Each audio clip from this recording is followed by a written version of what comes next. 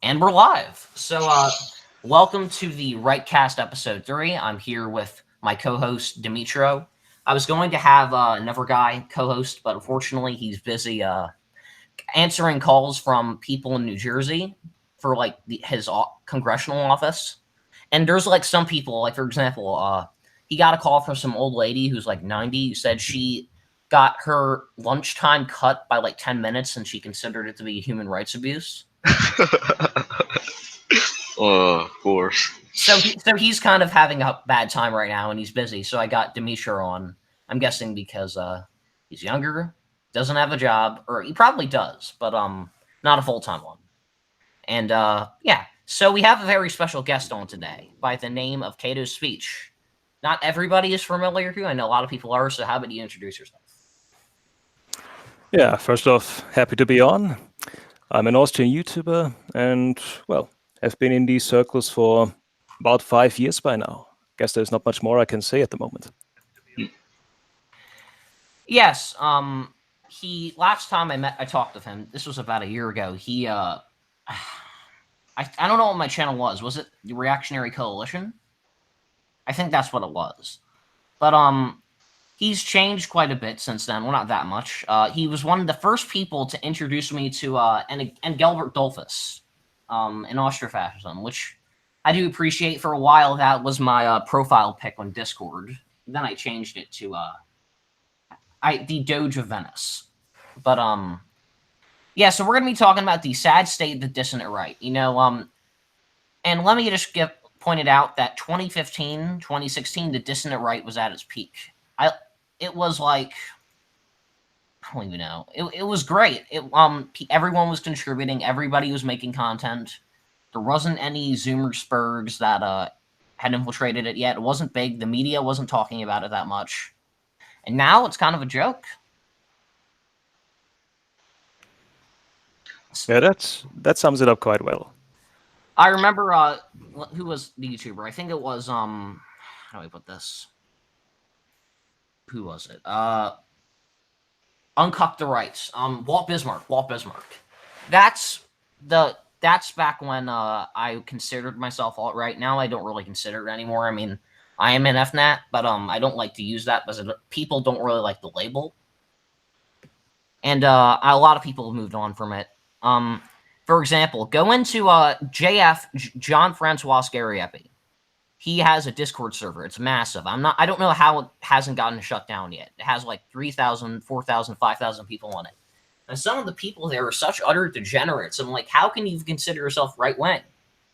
Okay, porn is fine as long as it's straight and non-interracial. That's such a horrible take, but people keep using that. It's ridiculous. Yeah, that sounds like something. I'm happy that I didn't see that a lot, that I missed it completely, to be honest.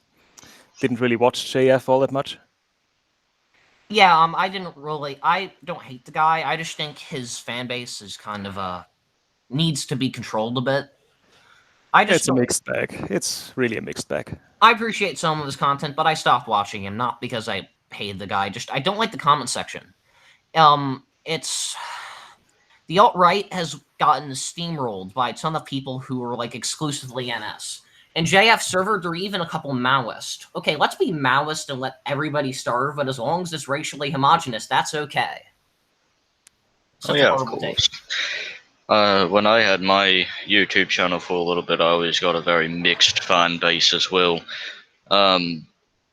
Until it got terminated because apparently it was too hateful. I got a whole mix of fascists and hat socks, every branch of fascism you could ever possibly think of. I got monarchists. Now and then I got a bunch of commies that would flood the fucking, the comment section.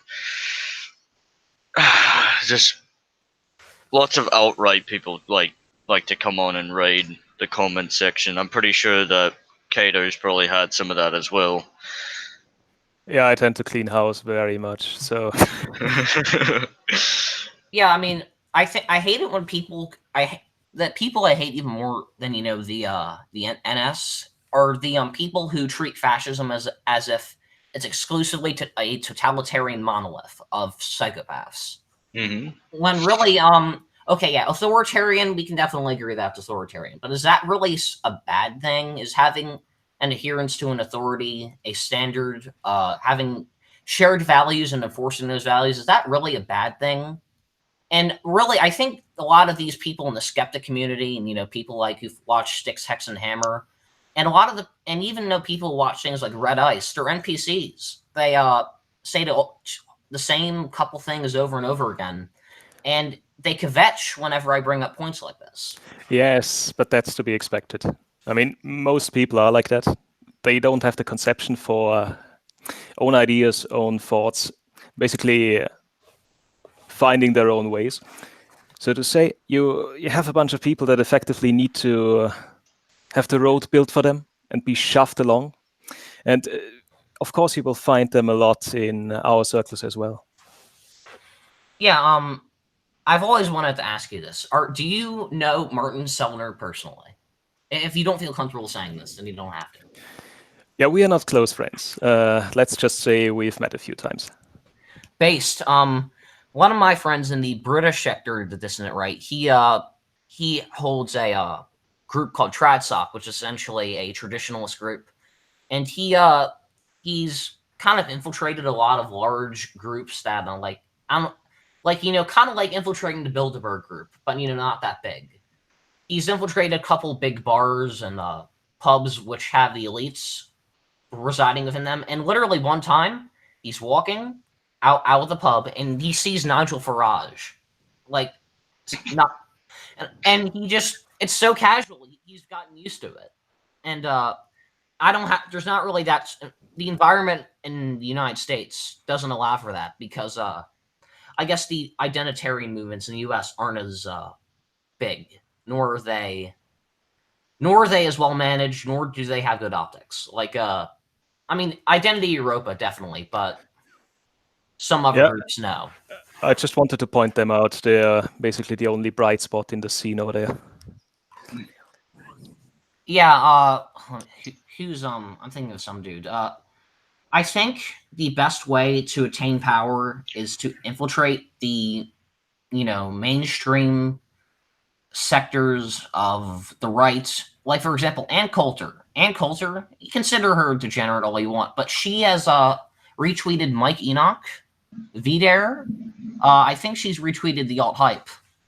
And yet millions of people still watch her because she already has the power, and to take it away from her would be dangerous. Well, the media executives, if they were to do that, they would lose a lot of revenue. It's called conflicting interests. So one of your interests is you're a globalist and you make profit off of it. Like, for example, Rupert Murdoch, he makes profit off of mass migration because, it's in his interest. But also, it's in his interest to keep people like Tucker, even if they do even if he does have some dissident right talking points like usury, Assad, demographics, because he makes money. If Tucker didn't make any money, he would be fired immediately. Yes, yeah, very true. So I think I've been talking quite a bit. I'm not going to end this. We're not even close to ending. But I think Cato, do you have any things you want to talk about? Yeah, I guess we wanted to talk about the state of the dissident right away, or yes, the states of the dissident right. I don't know. It feels very complacent. We haven't gotten anything done legislatively. The situation on YouTube's getting worse and worse. We haven't gotten a single person in the dissident right ever. We haven't gotten any of them to become politicians. I mean, again, that's a hard thing to do and it costs money, but you would think by now at least someone would have done it successfully.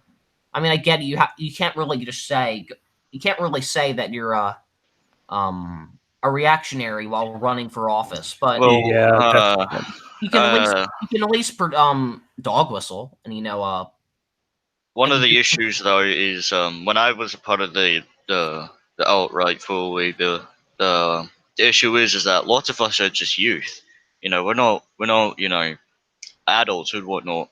We don't have much of a voice. Nobody's gonna really listen to some teenager who's just banging on about fucking whatever his authoritarian shit like that.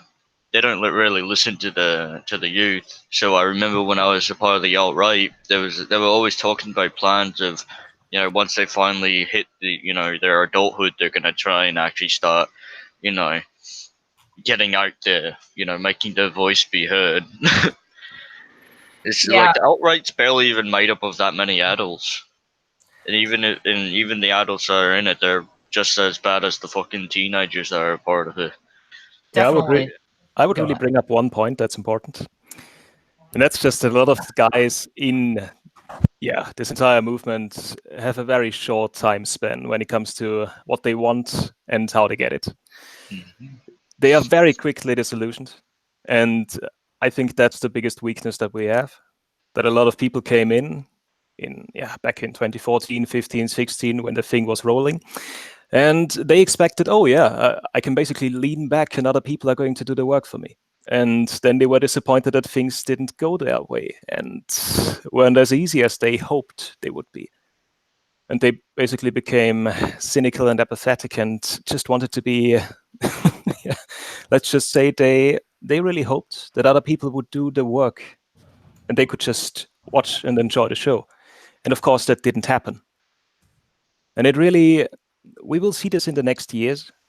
You will have a lot of people dropping out or fading away into irrelevancy, and you will have a hardcore of actually People who are convinced, willing to act and act, active restraints. yes, who don't treat it as some sort of hobby or some sort of internet game that they play, but actually live and work for the things that they believe in. And those would be basically the only people left. I'm thinking about getting a job in the alt tech industry. Like, for example, if I could get a job at Gab, because I'm planning to go to I'm applying to an award-winning university for computer science. One of them anyway. It's like the top 3 in the U.S. And I plan once I Yeah, graduate. don't dox yourself too much. No, I'm not going to tell you which one. But if I were to get a job, I might work for like Brave Browser, maybe Gab. I'm sure Gab would be a cool place to work for. They wouldn't kick me out because Andrew Torba's not that type of dude. He isn't like a big tech CEO who like he wouldn't kick you out for being slightly dissonant, right? Like they would to Google. Yes. And Oh yes, because I'm not gonna everything's ask you where you work. politicized now. That's Yeah, one everything is thing. politicized. Like I'm looking at list of company logos, and literally like 100 of them are rainbow colored. We have no institutional power or economic power yet. All the companies are against us, and I guess the reason why is not even due to profit. It's just because they're acting as venues for social change, and we don't like it, so they're not for us. Everything's been against us for fucking ages. Like, even everything's been against the fascists, everything's been against anybody that does not support some form of enlightenment, is what they like to call it. And Mosley, you all know who he is. He made a whole speech about this, about how everything's against us: the media, TV, the companies, the big businesses, the people, the politicians, everything. After World War II, things like fascism and, like I said, anything that's not related to enlightenment became like the F word in politics. It was just a no go, and Yeah. it was beaten out of, beaten senseless out of. Although some people in Iberia they were able to maintain it till the 70s. Oh Although yeah, Franco. and Antonio Salazar Salazar. as well, yeah. Yeah. Hmm. So I really enjoyed your video about Salazar, and I must say, where do you get the music, the synthwave music from? Do you search it up? Where do you get it, or do you make it yourself? No. I tend to listen to a lot of music. Basically, everything from classical music to, well, metal. And of course, there's synthwave among it. And usually, when I do workouts or go for a run, I tend to listen through certain things and get my ideas of, oh, that would actually go nicely with certain aesthetics or certain speeches. And then I just try it out. Yeah. I've been trying to work out a lot more. I'm about 6'0" right now, but weigh about 175 to 180. And for the past month, I haven't really gained any weight.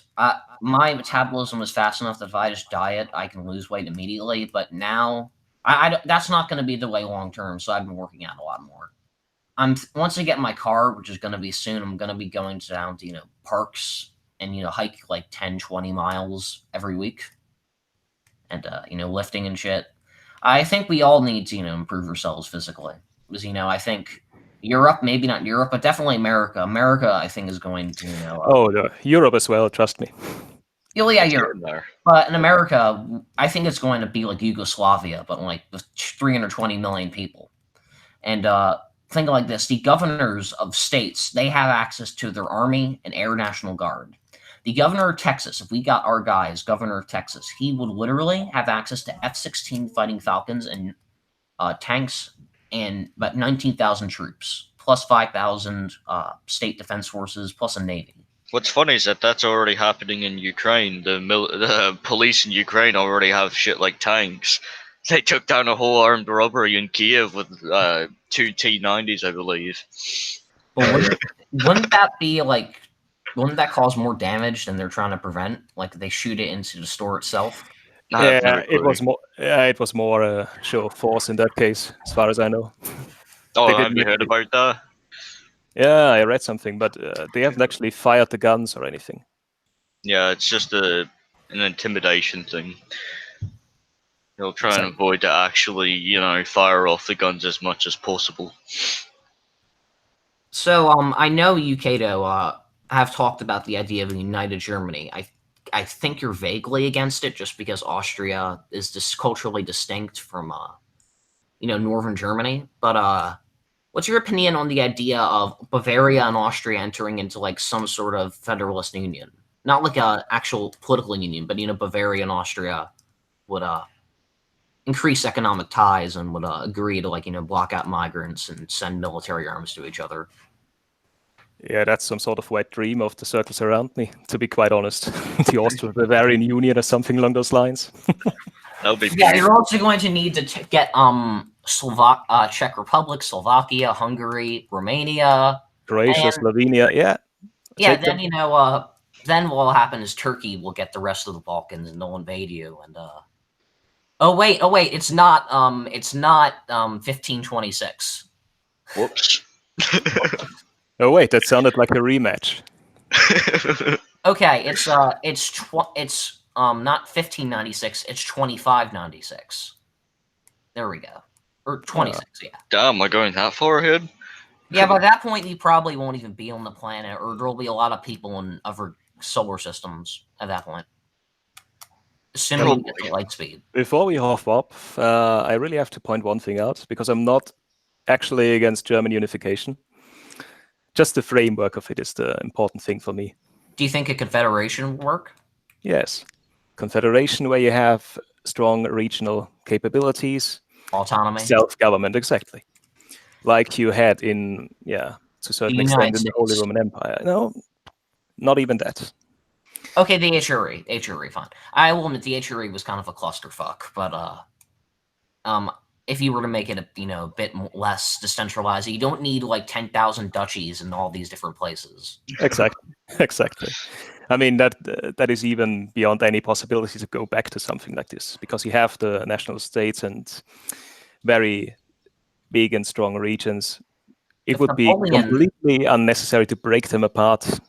Completely. And it would probably weaken the union, because you wouldn't, like, for example, you would if you had to like pay a fee to transport goods across a certain duchy, that would add up really quickly.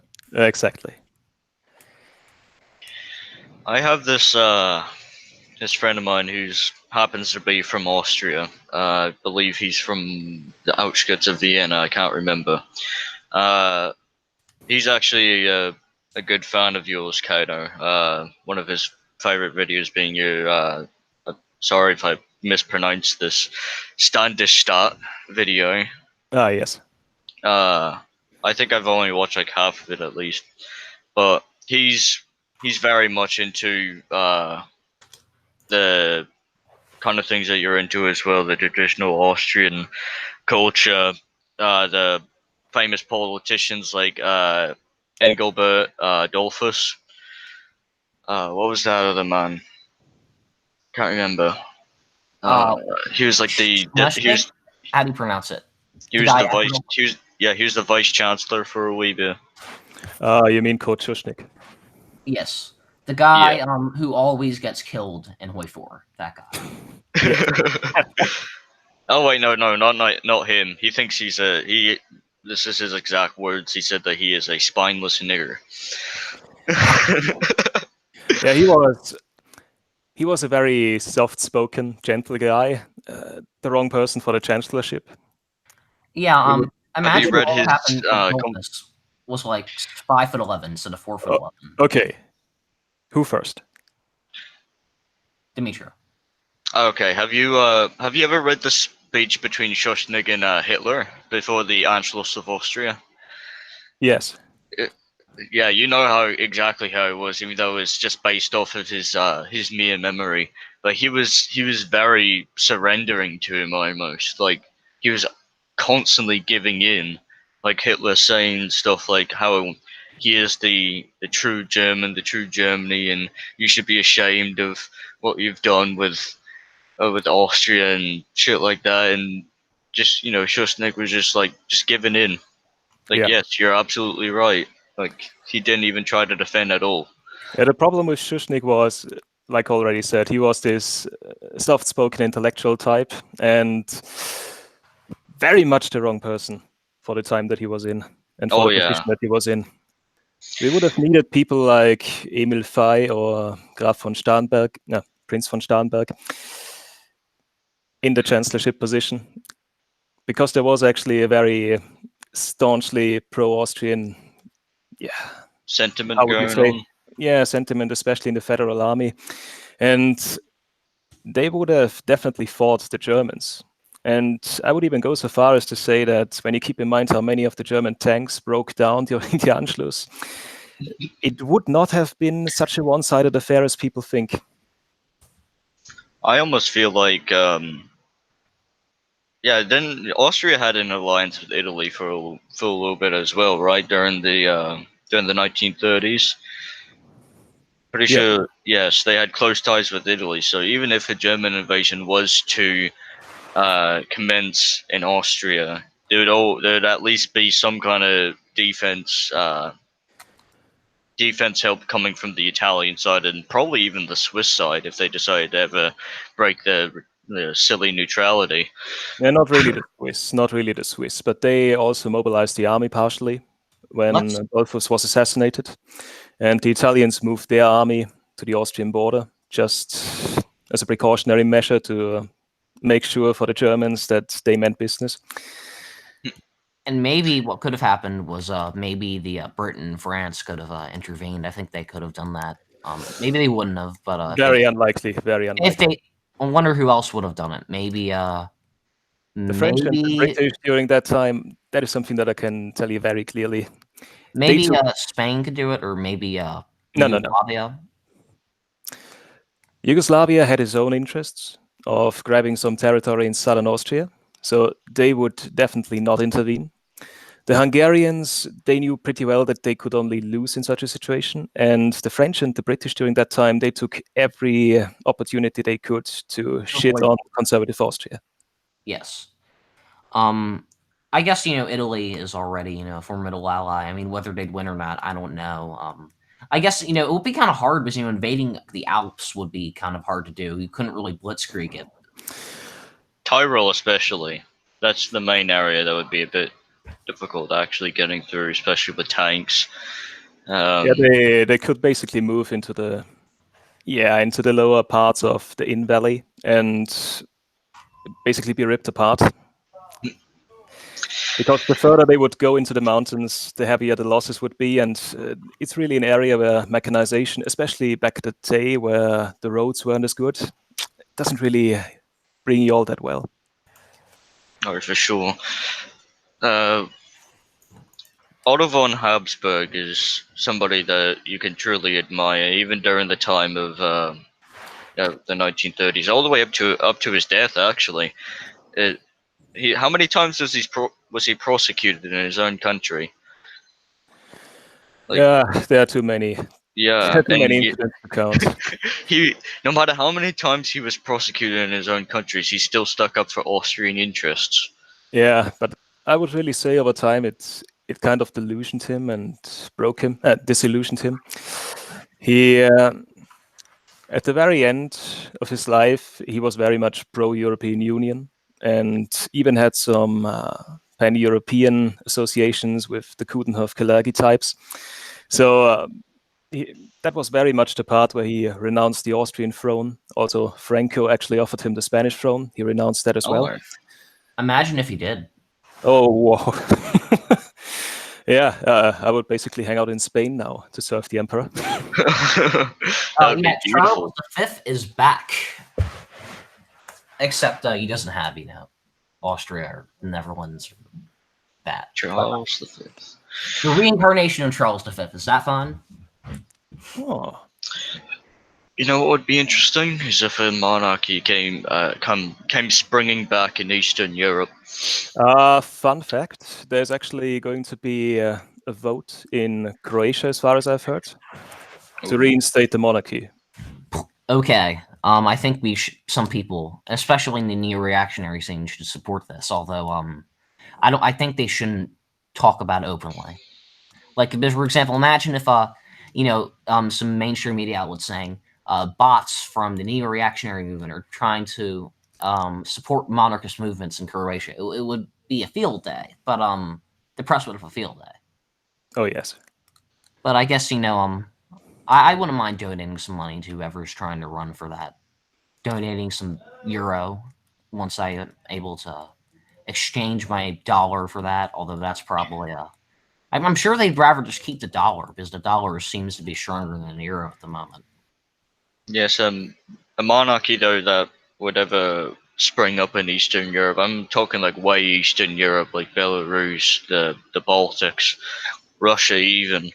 I know that there's still movements in Russia that try to reinstate the Romanovs because silly Bolsheviks never got to kill all of them. Here's an idea. Yeah, but that's very unlikely. Oh yes, of course, because Putin's just holding on to his power real fucking tight. An idea I think you could have is you could here's the thing: Greece could reinstate the monarchy. I doubt it, but let's say they did. Let's say the Golden Dawn took power, actual power, and They almost won the elections. I think it was the last elections. They came in second. But let's say the Yes, Golden Dawn everyone out of Golden Dawn circles that I know is staunchly anti-monarchist. Just to get that one out of the way. But let's go ahead with our game. Another group were to do it, a reactionary group, and then they got the Is it Pelagioi? They got one of those guys from the Serbian line to become king, and that because it would be funny because then France would own Greece. The reason why is because the king, the son of the last Byzantine emperor, sold the crown to France. So technically France owns it. Yeah, but is it really the French Republic that owns it? No. You'd have to get some descendant of the Valois line, although I don't think there is any. Though Greece already does have a monarchy. Constantine is still alive. I get it, but you'd have to make it so that it wasn't constitutional, and it was more of like a... even like an English system back in the 1600s where the king was basically like the president of some sort. You could do that. That's better than, just ceremonial. That's another thing, actually. I don't know if you guys knew who the Mad Monarchist was on YouTube. Oh yeah, he disappeared for some reason. I can't remember why, but he made a video actually about King George III during the time of the American Revolution, and it was comparing his powers to the powers that the U.S. president at the time, who was Barack Obama, he was comparing the powers that the two of them had, and in fact, President Obama actually had far more power than King George III ever even did. That's not a fair comparison because King George was basically a ceremonial puppet at that point. It was part of the power. And I think what he could do is he could compare, say, Queen Elizabeth to Barack Obama. Queen Elizabeth would crush Barack Obama in terms of like power she held over the states. Oh yeah, the Queen can If I remember correctly, she could just declare war on a country if she wanted to, right? But she doesn't. That's Oh. why we need that's why I need to get a really hot daughter to marry the Oh god. to marry the grandson of Prince Charles or something, and then hope that turns out well. You're playing too many computer games, my friend. I Yeah. know, and I don't. If I was being serious, I would be playing too many computer games, but I'm not. I mean, who was the man, the king, and who married Wallace Simpson? That would be Edward the Eighth. Oh yeah, Edward the VIII. That's what I'm thinking about. That sort of situation. They were an interesting couple. They were like, you know, that couple that likes to have like a million cats and, you know, seem a bit lonely. You know, that kind of couple type. That's what they kind of were. They they had an interesting relationship with one another. I would summarize it. They were childless boomers before they were childless boomers. Yeah. They were very interesting. They had an odd obsession with pugs. The most ugliest dog you can ever possibly think of. Edward the Eighth was on multiple counts. He tried to come back to the UK and, you know, kiss up to Queen Elizabeth when she was in power. So much to the point where he even tried to get government positions as well, just that way he could, for somehow, get back at his brother for stealing the throne from him. Is what he described it as. He didn't steal it. He Yeah. abdicated. Yeah, he did, and he just, you know, he dubbed it as his brother stealing it from him. I've from what I've heard from some British dissident right people, that is bigger. The biggest crime wasn't the association with the Nat Sox. It was because of the fact that he married an American. Mm-hmm. That's why he should have resigned. Yes. I mean, I guess, you know, if you're marrying like Jared Taylor, if she was 20 and if he was 20 and a female, fine, because, you know, he's basically, you know, and he's basically a colonial plantation owner from the 1700s, but in 2019. No, I just saw somebody made a poll in a chat I'm in recently, and I see these all the time, and I just can't help but laugh. People in America trying to say that they would have a chance at the American throne, and because of their ancestry, and I just can't help but laugh at those people. You will have a chance at the American throne if you were willing to lead an army. Yeah, exactly. America was formed purely around to get away from monarchies, and some people think that they can actually create a throne for themselves in America simply because of a couple of their ancestors who just happen to be English nobility.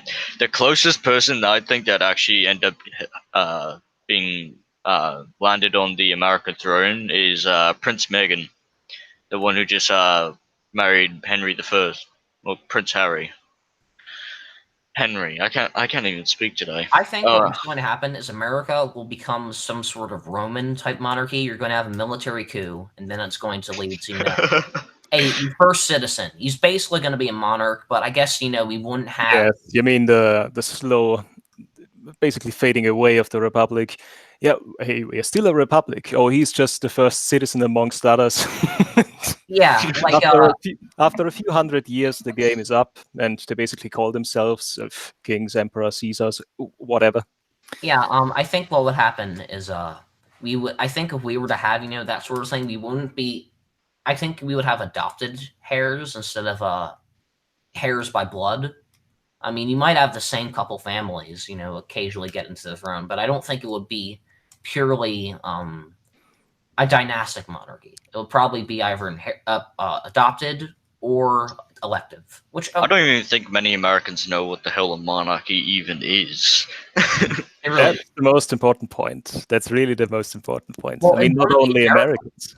It wouldn't be America at that point. It would be basically It would basically be like a Yugoslavia scenario where you have like some break-off state, which would have some sort of dictator who would live in, you know, the governor's palace. and that will be the monarch. That's much more likely. I mean, the chances that we are going to see a re-established real functional monarchy in our lifetimes, they are basically nil, for the simple reason that most people, the picture that they have of monarchy as a system is this lumped up strange thing of feudalism, absolute monarchy, and simultaneously incapable inbred people, because that's effectively the image that has been pushed on them through media and You mean culture for eternity. you mean Alabama during colonial times? I mean, you had incest. Ouch. You had feudalism via the plantations, and you had an absolute monarch during the colonial era. Wait. Our guy. That's true. We're going into very American comparisons here. I mean, the Habsburgs were big on incest as well, so much that they created a whole chin over it. The Habsburg chin. Oh god, who was that? That Austrian monarch who is very famous for the Habsburg chin. I can't remember his name. Do you mean Emperor Maximilian the First?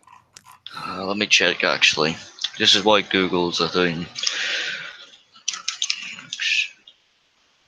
I believe you mean Maximilian the Last Knight.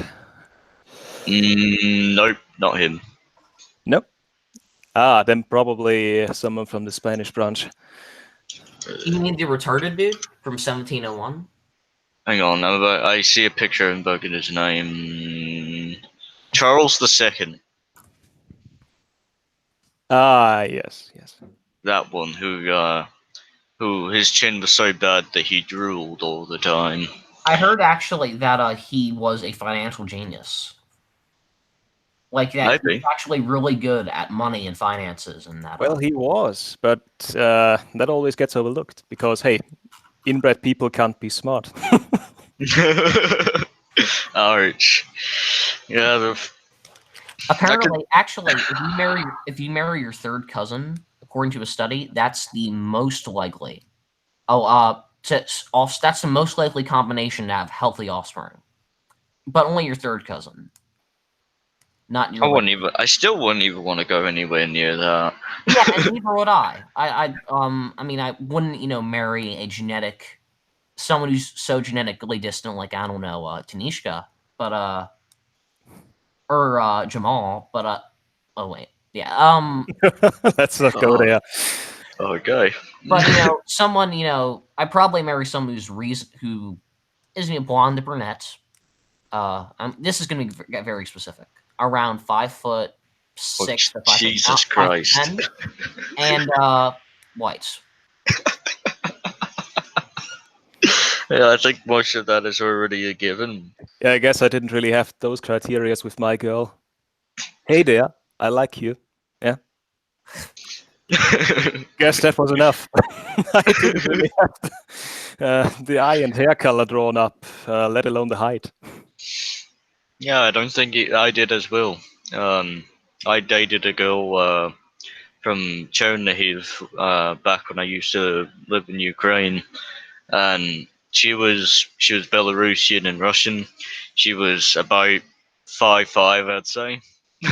I wasn't really thinking about who I'm gonna target specifically for to ask out, I guess you could say. I just saw a fucking pretty girl and made a move. If But you don't want to have short offspring, don't marry petite girls. Oh God. But anyway, we have to get back to the Dissident, right? Yes, we do. This was fun, but we need to get back to the topic at hand. So I know we were talking about this before the stream started, but accelerationism. I'm tired of people who think we can just make society worse and worse, and that'll save us. People will start to get mad and upset, but they're probably going to want, that actually probably could help the left because, they'll blame the problems on the right. Some people will believe them, and then it will result in, it will probably result if we start, doing, let's say a lot of people start doing what that guy did who donated to Martin Sellner. I'm not going to refer to him by name. Let's say we did what that guy did. And it would probably result in mass crackdowns on us, and probably, if you were in Europe, outright arrest, mass arrest. In the United States, just you'd be banned from using a credit card. You'd be banned from pretty much any financial or social media service. Why do we have to make chaos? Why can't we promote order and create order out of chaos? I mean, the Yeah, chaos is going to come whether we want it or not, but we need to use it. yes. Just like already mentioned before, a lot of those types that are now into accelerationism, they are the very people that have effectively given up on any sort of progress, on any sort of useful work, on any constructive ideas, I would say, because they just expected that, hey, we just vote for a few politicians and now it's basically a thing that goes on its own and we don't really have to do anything. Oh wait, all the people that are against us are still in power, still have lots of money and still do their thing. Horrible. I guess accelerationism is the answer. You really have to be kind of stupid to think along those lines. But I guess for a bunch of people, it's really hard to explain to them that this is something that will go on for generations. There's we all know the book called Siege. Siege The one, League. yes, read Siege by James Mason. All those stupid little quotes and whatnot. And I've had debates with siegists, and they like to say, "Oh, it's only temporary anarchy. Where our groups are gonna rise up and we're gonna take control and we're gonna reinstate order and then stuff like that." Yeah, it's like when you have the example of Varg. Oh yeah. Effectively, yeah, a small family somewhere on a farm. Yeah, as soon as everything comes down and you have the hordes of hungry people, mostly third worlders, coming out of the cities looking for food and plunder. Yeah, have fun with that. Yeah, definitely. For example, I've always wanted to, look up French chateaus. You can get them for like 20 rooms for like 1 million euro, which I know is beyond most people's means. But if you get like a ton of Bitcoin or something, if you got rich off of Bitcoin, this would be a good thing to buy. But then I realized, oh wait, it's in rural France where there's no employment opportunities. And once, France is screwed demographically, so once it starts to devolve into chaos, people are going to start moving in and knocking on the door, smashing the windows of a beautiful thing you spent millions to restore. And you're not anywhere in the coast, so you can't get out of it. That's one thing. Trying to think of the English word right now.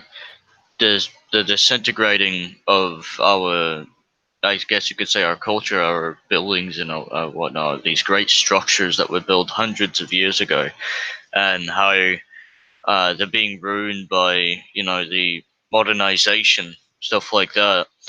And yet these politicians and whatnot, say in France with the Notre Dame, they just don't care. They could give a fuck less. They don't care about the history at all. I think about a couple of months ago, here in Ireland, actually, a church was raided by a bunch of migrants, and they stole a head of a dead nun, and they disturbed a coffin of a mummy that was in there.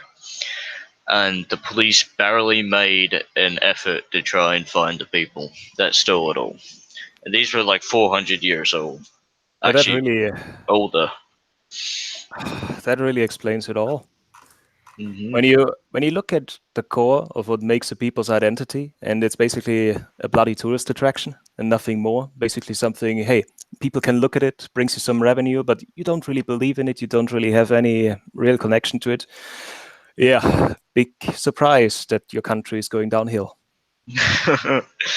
I mean, like if I walk into a museum or a historical site, I actually try and think of the history of it and how much it actually meant to my country when it happened. Say like when I went to Ukraine a couple months ago to visit my family, I went to a Holodomor memorial there. You all know what the Holodomor is. Basically the I guess there's no explanation in our circles needed. yeah. I went there. Most people that go there, they just walk right by. They don't really care. They didn't live through it. But I had family that were dragged out in the street and shot right there by the communist government. But the Holodomor, stuff like that, history of my country, history of anybody's country really, you should be able to sit there and have a connection with it, even if you didn't live through it. It's a part of your national identity, I guess you can say. It's your country's history, and lots of people don't really care for it because of how modernized we are. They don't teach it in schools either. I know in the United States, I went through a couple of years in the U.S. education system, and they completely just batter out things like the Civil War, the two world wars that they participated in. All they focus on is things like civil rights, Martin Luther King Jr., shit like that. They don't actually care. They don't want people to know. They'd rather not people know of the world's atrocities. They'd rather people feel bad for being white, stuff like that. Yes, we can never. The U.S. identity has kind of become a joke. Most people aren't really connected to the founding fathers. We've kind of become neo-America, where all we care about are the Black Panthers, civil rights, and stupid shit like that. Rather than I don't know. Let's see, the Civil War. Oh wait, yeah, we're tearing down statues of people. Well, yeah, they're going to attack. They're taking down. I know this sounds very American, Mary Mutt, but they're taking down murals and statues of George Washington and Thomas Jefferson, and they'd rather you focus on the so-called oppression of minorities than Yes, focus on a national identity. that's a universal problem that we have in the West, where effectively everything that is our own culture, identity, history is completely pushed into a negative light. You effectively have every aspect that is brought up portrayed in the worst possible way. And simultaneously, the things that are brought up as good things, as positive things, are those oppression narratives. Yes, it all goes into the racial revenge narrative that seems to I know who was it? It was a guy called Alt Hype. The Alt Hype was talking about it. It's we can't focus on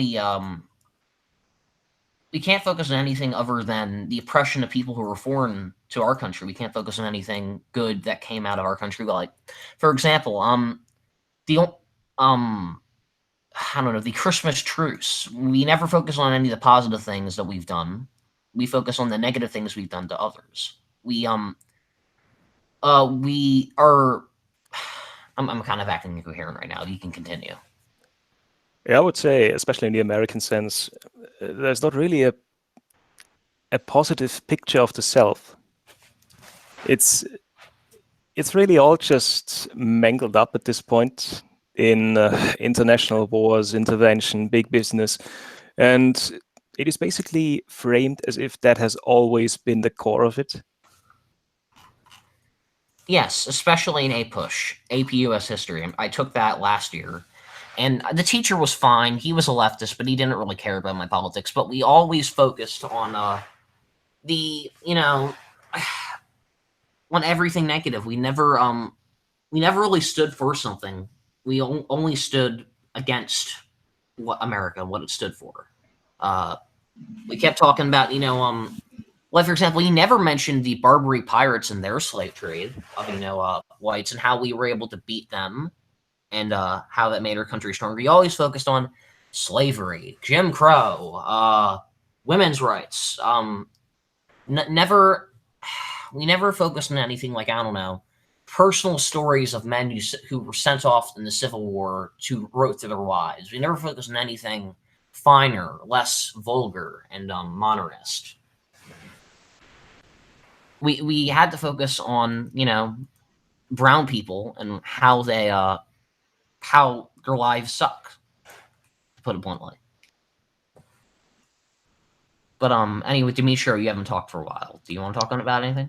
Yeah, that just brings me back to my point. How they want us to they basically want us to apologize for our past. They want us to apologize for our history simply because we're white. It's like I don't know if you've seen that post where this black woman said that black people built Europe and shit like that. Did they really? I mean, I'm quite sure, according to this very intelligent intellect, that they have totally built Europe. You know. You know that Spanish dude Charles V was kind of swarthy. He must be black. We was Spaniards. We was Greeks. We was Socrates. What's funny though is one of the kings of Scotland was actually black, which is a bit, yeah. The more you know. The more you know. Hang on, actually, let me get his name. Holy shit! This reminds me. I was with I went down to the city, and this proves kind of how screwed up my city. The city near me is demographically. So I enter into the city, and I walk down the street with my friend, and we noticed that there is a black Hebrew Israelite synagogue. Not even joking. What? And it shows the minorities like Cubans, Venezuelans, Mexicans, Negroes, so-called Negroes.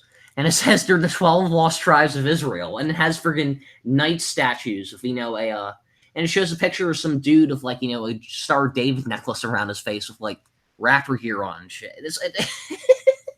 And I'm like, no, you aren't the lost tribes of Israel. Quit stealing other people's history. Come up with something that you've done. What have your people done? Okay, you made the peanuts, you made peanut butter.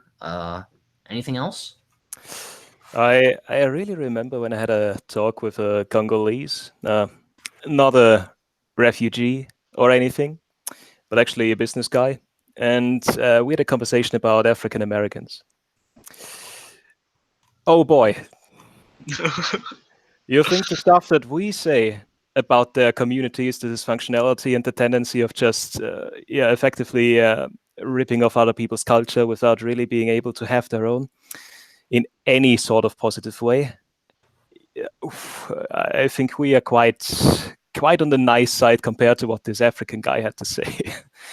I mean, he effectively described them as the embodiment of losers, the embodiment of people that were so shit tier that their fellow Africans enslaved them and sold them to other people.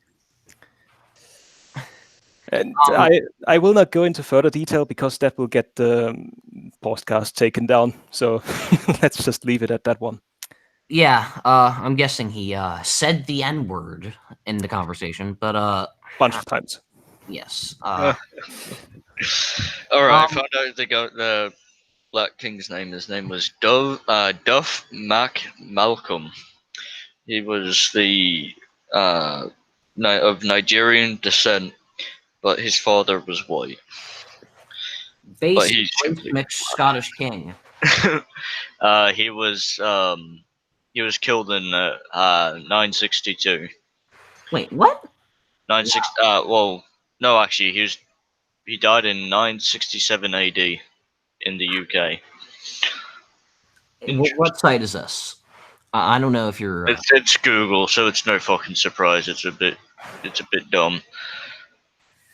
He died in Forest. All right. Interesting. Yeah, or maybe he was just swarthy, but they said, okay, he's swarthy, he's black. But I think back to Dissident Right. Just because of the accelerationism, so that we have that completely ticked off.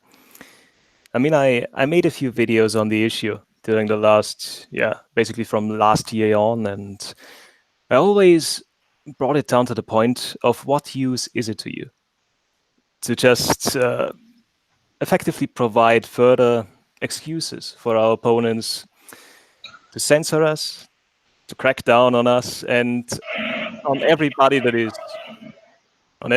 is vaguely related to us. So how exactly is that helpful, even if it wakes people up?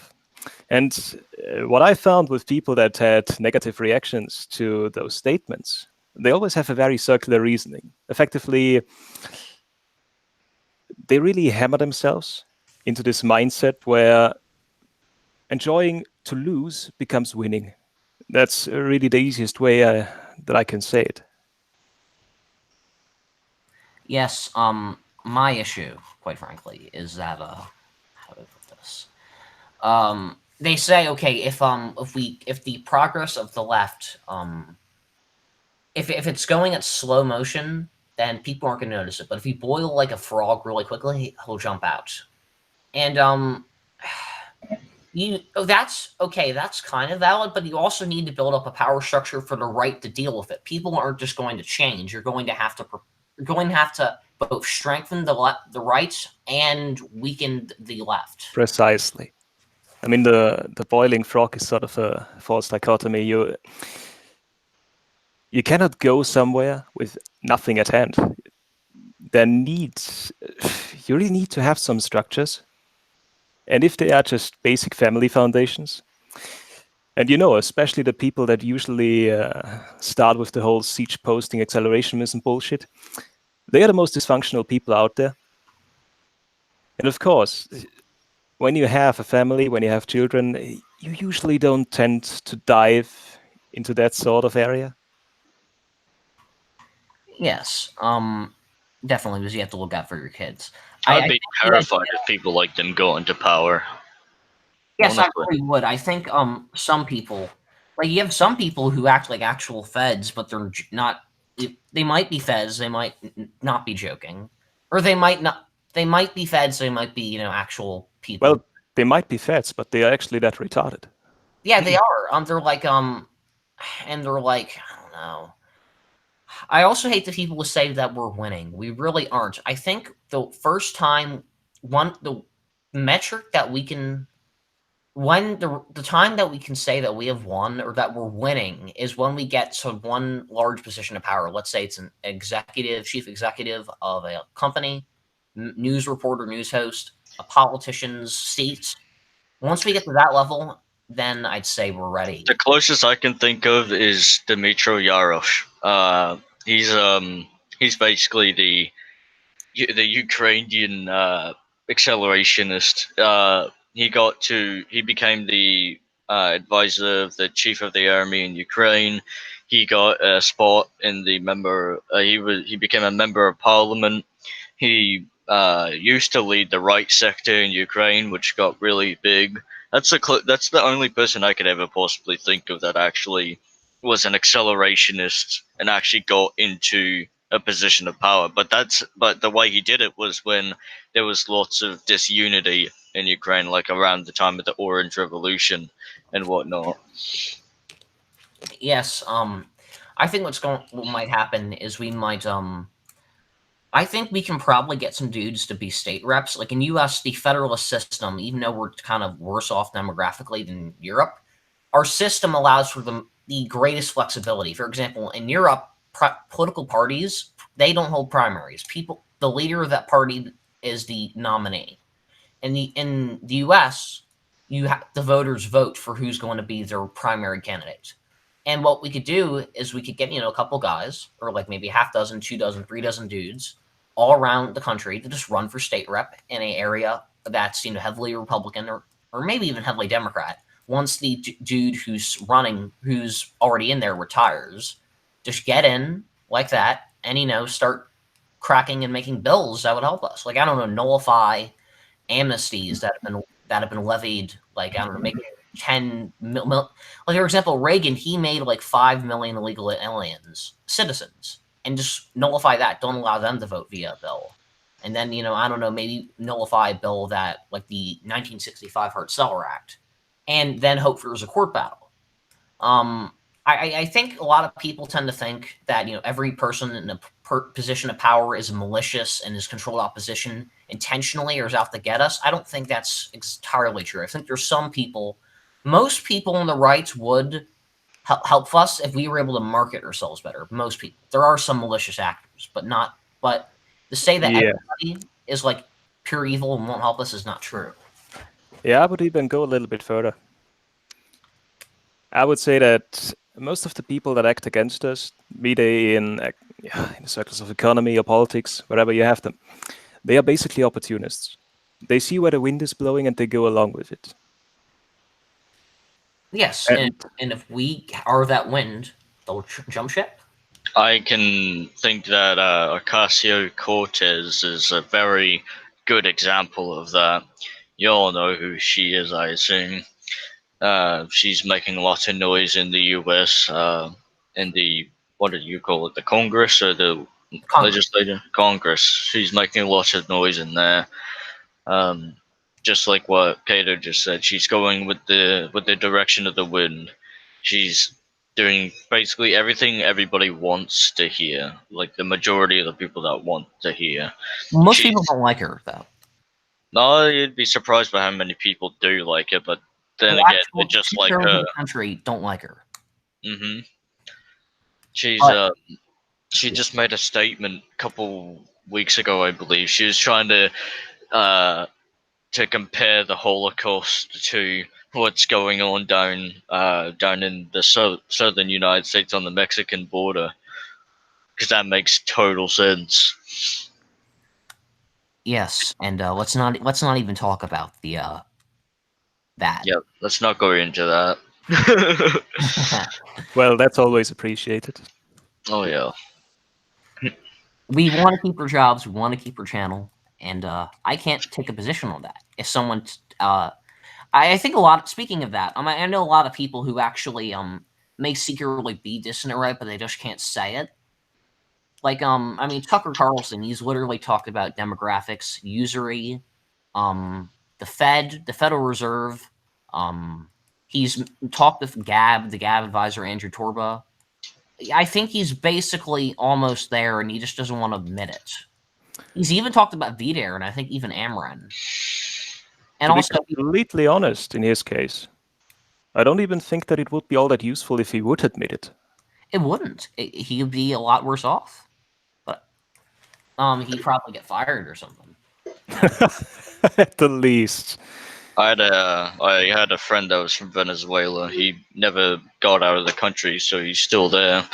But he had an obsession with Tucker Carlson for a long time, and he was always spamming my messages with some of his Tucker Carlson's best moments and whatnot. uh, Even started calling him Fucker Carlson. Yeah, that was the first time I really knew about him, but I Now, never really watched him that much. I'm going to play a video right now in the screen share. Here we go. I hope it has audio. Application window. Here we go. Yeah, have a try. Yeah. It's going to be the truth about Ann Coulter and how she's basically our guy. Do you have audio? Does it work with audio? Well, let's see. I don't hear a thing. Okay, let's see if audio works. Stop. So basically, I wonder how I can do that. Maybe YouTube. We can add YouTube as an app. Developer. Okay. Just on the other side, I have to get off in about 10 minutes. So, do you have anything that you wanted to ask me? You looking to make any new videos? Is the Q&A coming out? Yes, the Q&A is basically done. I just got a few new questions, and I will put them into the video as well. You got any for me? You got any from the Right Cafe? Just curious. No, but just... yeah, I commented on some of your videos about it. Here we go. Cameraman, nope. I believe I put a comment on one of your Finnish videos. You made a remix of the Finnish White Guard song. I'm pretty sure I put a comment on it saying, I think like if you got rid of the lyrics and you just had the music, it'd make a good beat. I can't remember. I'll have to check. Let me check, actually. It is, yeah, right there. Standing Against the Red Tide video. That was a good one, honestly. I did put a comment on it somewhere, pretty sure. Okay, I'm going to actually recommend everybody watch. I'm going to post a link in the chat, and in the live chat as well to the URL at this very point in the video. That's going to prove that Ann Coulter is basically our guy. I'm going to read some of the tweets that she's retweeted, one by one, and just to show that as long as you, if you're making money for people, and you have the support of some, but it proves that you can be dissident right and just not be open about it. You can still maintain a position of power. So here we go. Okay, so number one, she is retweeted. There we go.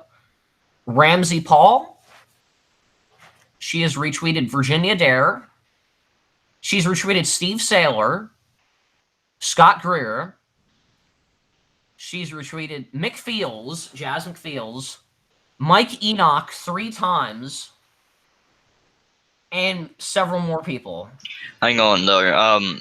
I know that lots of people on Twitter, they like to put that retweet does not mean endorsement. Is she one of those? Well, she's also worked for Jared Taylor, so I don't think that's the case. Yeah, she literally wrote articles for Jared Taylor, and she's talked with him. There's always still that chance though that she's just retweeting, but she doesn't actually endorse it. Yes, but the whole retweet is not endorsement stuff. That's basically just to make sure that nobody comes into trouble. Fair enough. I don't really see a lot of people that actually take that serious. Just I for scientific reasons I shared it or something. for people to find out, just for news reasons I share it. I don't actually care for this. All right, so let's see. I'm going to need to head out. Let's see. This video's been going on for about 66 minutes. I think that's a good time to stop. We're very grateful that you came on, Cato. I'm planning to get on when you know the Red Elephants next at some point. So yeah, let's not end the stream. Then I'll make some final points when the stream is ended. All right. So yeah, let's end it.